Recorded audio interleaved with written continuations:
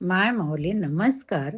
विविध कथासार ग्रंथमधून मानग्रंथ जैमिनी अश्वमेध कथासार भाग 6 अभिवाचन करत आहे.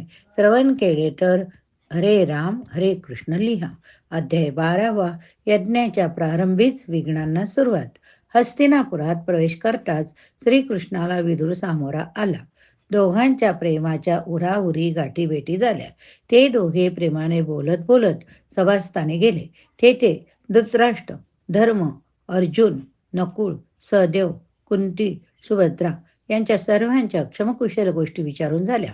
नंतर कृष्णाने धर्मास अनुशाल्वाच्या संकटाची अगोदर कल्पना देऊन त्याच्याशी मी युद्ध करून त्याला जिंकणार आहे, तू मुळीच काळजी करू नकोस असे बजावून सांगितले आणि तो आपल्या शिबिराची वाट चालू लागला. कृष्णा शिबिरात लवकरच येऊन पोहोचला. द्रौपदी सळूच थट्टेने म्हणाला, कृष्णे, भामा, रुक्मिणी यांची ऐट चांगली जरली पाहिजे. बघ, अतिशय सुंदर पोशाख करून तू त्याचे स्वागत कर, कारण त्याच्या रंगापुढे तुझा सावळा रंग जास्तच काळा दिसू लागतो. द्रौपदीने चटकन उत्तर दिले, अरे कृष्णा, तू पूर्वी संकट समयी मला वस्त्रे पुरवून माझी लाज राखवलीस, मग आज मला पोशाखही तुझ कर की. भावाची बहिणीला कसली आली रे लाज. त्याप्रमाणे कृष्णानेच द्रौपदीची त्या प्रसंगी वेश केशभूषा केली. ती पाहताच कृष्णाच्या राण्या सलज्ज झाल्या. याचा वचपा आजच्या सभेतच केव्हा तरी काढीन असे भामेने ठरवून टाकले आणि त्यावेळी आपला मत्सन रंगी तात्पुरता गिळला.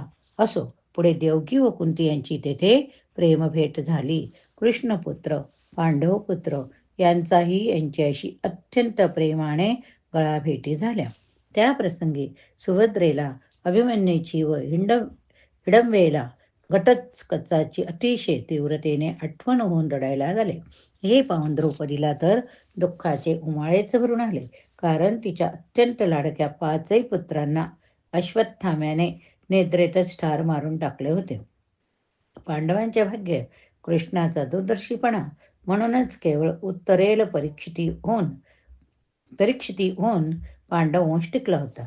घटोत्कचाला त्याला मेघवर्ण होता, त्यामुळे राक्षस सेना पांडवाकडे राहिली होती. कर्णपुत्र ऋषकेतू हाच पांडवपुत्रात सर्वात मोठा होता. त्याने प्रद्युम्नदी कृष्णपुत्राचे प्रेमराणे स्वागत केले. असो, अशा प्रसंगी मंगल प्रसंगी फिरून आपल्या तो सोडून गेलेल्या पुत्राची आठवण काढून शोक करायचा नाही असे त्या माताने तेथे ठरविले. पण त्याचे भामिली काय? तिने तेथेच सभेत द्रौपदीला विचारले, द्रौपदे, तुझे भ्रतार 5, त्यांना तू कशी खुश करतेस? माझा पती योग, पण तोही मला आवडता येत नाही गो. पण मला सवती आहे तसे म्हणावे तर तुलाही प्रत्येक पांडवाची एक सवत आहेच. पण धर्मराज सुद्धा म्हणतात की द्रौपदी वनवासात बरोबर होती, म्हणून आम्ही जिवंत राहू शकलो. बाई, अशी जादू तरी काय गो तुझ्याकडे, ती मला सांग तरी. तू आपले पती तर राखून ठेवतेस, पण आमचाही प्रेमधिराण थांबवतेस. तरी क्षमा कर हो, पण पाचाचं शयनी रोखून तू श्रीहरी हृदयात तरी कसा बसवलास ग? इतके करूनही तुला भीती लज्जा कशी ती माहीत नाहीच. सत्यभामेचे कमालीचे उपरोधिक अप्रासंगिक असलेले भाषण ऐकून सभेतील रुक्मिणी, द्रौपदी सर्व स्त्रिया अतिशय आश्चर्याने थक्क झाल्या. भीमाला तर भयंकर क्रोध आला. अर्जुन नाग डसल्यासारखा करू लागला. धर्मराजाने मात्र नेहमीप्रमाणेच विवेक धरला आणि श्रीहरीने केवळ स्मित केले. पण आता द्रौपदी काय उत्तर देते इकडे सर्वांचेच लक्ष लागून राहिले. द्रौपदी तशी वाक्पटू होती, शिवाय तिचे अनुभव अतिशय मोठे, भक्ती अलोट होती. ती म्हणाली, भामा वहिनी, वहिनी, तुमच्या म्हणण्याचा मला राग हो कसला? उलट तुम्ही तरी भारी तापट आहात. तरी माझ्या उत्तराचा मात्र आपल्याला राग नसावा. हे पहा, पती एक की अनेक हा जिथला तिथला वेगवेगळा देशरिवाज आहे. पण पती म्हटल्यानंतर त्याच्याशी कपट नसावे हे मात्र खरे. हे तुम्ही मान्य करालच. तुम्ही कपटी म्हणून तुम्हाला श्रीहरी मुठीत ठेवता येत नाही. माझे भ्रातात 5 आहेत हे जरी खरे असले तरी त्यापैकी एकही स्त्री लंपट नाही, कारण मी त्यांना नेहमी संतोष देत आलेली. मी त्यांना काया, वाचा, मन, जीवित असे माझे सर्व सर्पण करते. तुम्ही एवढ्याशा साध्या पारिजातकाच्या फुलाकरिता रुक्मिणी वहिनीचा मत्सर करता, मग श्रीहरी देखील झाड तुमच्या अंगणात लावतो, तर फुलं मात्र रुक्मिणी वहिनीच्या प्रसाद पडतील. अशी व्यवस्था करून अशी तुमची वंचना करतो. श्रीहरी सत्यभामा त्यांच्या कडाष्टकांचे ग्रंथ होतील इतका हट्टीपणा तुमच्या पायी आहे हे करे. आता पाचांना शयीने रोखून श्रीहरीला मी हृदय का हवं कसा धरते ते ऐका. अहो, श्रीहरिपती प्रेम शिवाय वेगळा काय? मी ज्या श्रीहरीला माझे हृदयार्पण करते तो श्रीहरी द्रौपदी रूप आहे. म्हणूनच मला शक्ड वस्त्रे नेसवल्याचा भास झाला. मी दुःशासनांचा मला स्पर्श झाल्यापासून पतिरूपात श्री हरीच्या भक्तीनेच तल्लीन होते. त्यामुळे आता माझे तेजच इतके वाढले की मी वस्तुतः तशी विवस्त्र असून सुद्धा वस्त्राच्या दितच माझ्या पतींनाही दिसले. तीच गोष्ट आजच्या केशभूषेची होय. अहो बहिणी, तुमच्यासारख्या मूळच्याच अतिशय सुंदर असणाऱ्या स्त्रिया नेहमीच खूप सुंदर दिसतात. म्हणून तुमच्यात नाविन्य असे काय ते राहत नाही. पण कारण परत्वे आम्ही सामान्य रूपवान स्त्रिया मनापासून एखादी गोष्ट करतो तेव्हा ती सर्वांना नवीन वाटून त्या सर्वांनाच मनापासून आनंद देत असते. शिवाय त्यात पतींनाही मत्सरात जागा उरत नाही. हे खरे नाही काय? द्रौपदीचे हे चतुराईचे बोलणे ऐकून त्यावेळी तेथे असलेल्या सर्वांनी टाळ्या वाजवल्या. भामा तर अगदी कुंठित झाले. भामेने श्यामकर्ण पाहण्याची इच्छा व्यक्त केली. तेव्हा धर्मराजास खुणावून श्रीकृष्णाने तिला म्हटले, तुम्ही आजच प्रवास संपवला आहे. आता अंमळ विश्रांती घ्या. 2 दिवसानंतर तो समारंभ आपण साजरा करू. पण भामाच तिने नाही तर कोणी हट्ट धरावा. ती म्हणाली, नुसता वारू दाखवायला समारंभ तो काय करायचा? तर श्रीहरी म्हणाला, तू हे सारं इतकं सहज समजतेस काय? तो मिळवायचा किती श्रम पडले आहेत याची तुला काय कल्पना? म्हणा, लक्ष्मी जशी 14 रत्नात एक रत्न, तसा तो श्यामकर्ण अश्वही एक रत्नच. हे तू लक्षात घे भामे. तुझा जसा जरासंघाने लोभ धरला होता तसा श्यामकर्णाचा लोभ धरणारे देवलोकी तसेच गंधर्वलोकी मृत्यूलोकी सुद्धा अनेक वीर आहेत. आम्हाला त्याची रग चिरवायची आहे. तेवढ्याकरता तर अश्वमेध यज्ञ आम्ही करणार आहोत. पण तो धर्माचार पूर्ण होईपर्यंत आम्हाला त्याला फारच जपले पाहिजे. तू तुझ्या नेहमीच्या हट्टी स्वभावानुरूप आता वागशील तर काय अनर्थ ओढवेल हे आत्ताच काही सांगता येणार नाही. यावर भामा नाक उडवून तिरस्काराने असं म्हणाली, अगं आता साऱ्या पराक्रमी अशा त्या शूरवीरांनी हातात बांगड्याच भरा ना. यादव, पांडव, राक्षस, यवनाक्ष यांची भली मोठी सैन्य येथे तयार असता भीमा अर्जुन, ऋषकेतू, मेघवर्ण यांच्यासारखे जेते विजेते सेनानायकाताई साक्षात हजर असताना अहो धर्मराजासारखा पांडव पुण्यशील पुण्यवंत असा सम्राट साम्राज्य सांभाळ करीत असता आपणासारख्या पांडव सखा सुदर्शनधारी पाठीराखा डोळ्यात तेल घालून तत्परतेने हजर असता एखाद्या बाळंतिणीसारखी श्यामकर्णाची स्थिती तुम्ही करावी. अरे रे, धिक्कार असो तुम्हाला. या भाषणाने चिडून श्रीहरी नको नको म्हणत असता भीमाने श्यामकर्णाला सैन्यासह तेथे आणले. मागादे यादव व स्त्रियांना तो अश्व पाहून अति हर्ष झाला. इतक्यात अनुशाल्व नावाचा एक महाभयंकर दैत्य अचानक तेथे आला. त्याने भर दरबारातून सर्वांदेखत श्यामकर्णाला पाठीवर घेऊन एकदम चपळाईने नगराबाहेर आपल्या सैन्यात उड्डाण केले. जाता जाता त्याने श्रीहरीची अर्जुनाची अतिशय कटू शब्दांनी निर्वचना केली. तेव्हा सत्यभामेकडे वळून श्रीकृष्ण म्हणाला, सत्यभामे, पाहिलेस तुझ्या हट्टाचे हे फळ. पण कष्टी होऊ नकोस. मी शाल्वास ठार मारून श्यामकर्ण वारू परत आणतो. याबद्दल मात्र आता तू निशंक असावे. अध्याय 13 श्रीहरीचा झालेला पराजय आपण आता बघूया. त्यानंतर श्रीकृष्णाला म्हणाला, हे धर्मराजा, अश्वमेधाला अद्याप सुरुवातही झाली नाही. तोच ह्या श्यामकर्णाला धोका पोचला म्हणून तू मनातून कष्टी होऊ नकोस.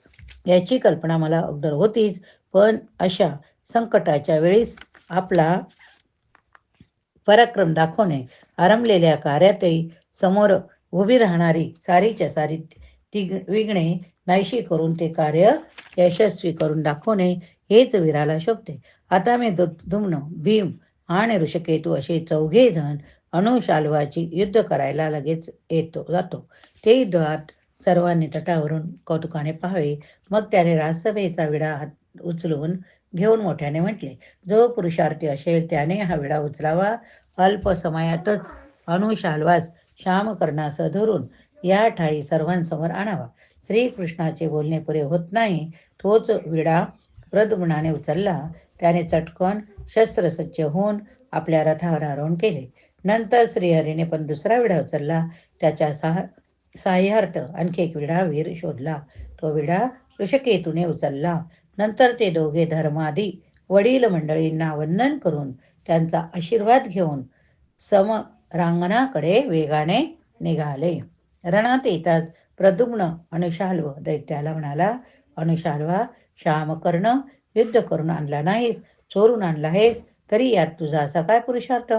तरी आमचा श्यामकर्ण आम्हाला परत दे, नाहीतर माझे बाण क्षणार्धात तुझ्या शरीराचे खंडन करून या भूमीवर टाकतील.